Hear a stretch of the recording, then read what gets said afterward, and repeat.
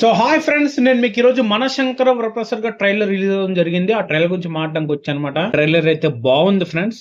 నేను ఓ కేక తురుము అని చెప్పను కానీ ట్రైలర్ అయితే బాగుంది. ఈ కంటెంట్ చాలు సంక్రాంతికి లాగేస్తుంది. అండ్ నెక్స్ట్ చిరంజీవి గారి దగ్గర నుంచి మనం ఏ కామెడీ టైమింగ్ అయితే ఎక్స్పెక్ట్ చేస్తున్నామో ఆ కామెడీ టైమింగ్ బాగుంది. ఈ బోలా శంకర్ లా క్రింజ్ అయితే లేదు. ఖుషి సీన్లు పెట్టడం అవి ఏమీ లేవు. సో బాస్ టైమింగ్ అదిరిపోయిందని చెప్పాలి. సో ఇంకా మనకి దాచడ్ అనిల్ రాపుడి ఓన్లీ 2-3 సీన్లే శాంపిల్ గా చూపించాడు.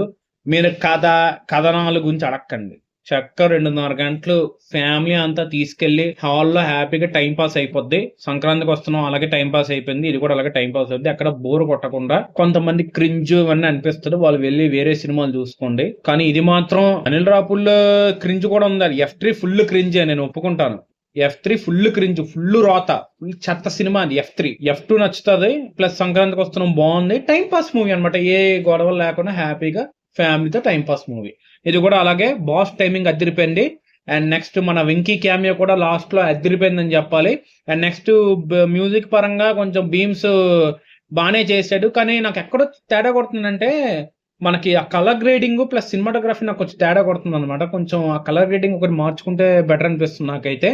ఇది ఒక్కటే నాకు మైనస్ పాయింట్ అనిపించింది. మిగతాది మనకి ఎలాగో తెలుసు, నేషనల్ సెక్యూరిటీ అంటారు, చిరంజీవికి 9th ఏదో గొడవలు అవుతుంటాయి, కొంచెం ఎమోషన్ ఏదో ఉందనిపిస్తుంది. కానీ ట్రైలర్ అయితే బాగుంది. సంక్రాంతికి ఈ కంటెంట్ లాగేయచ్చు.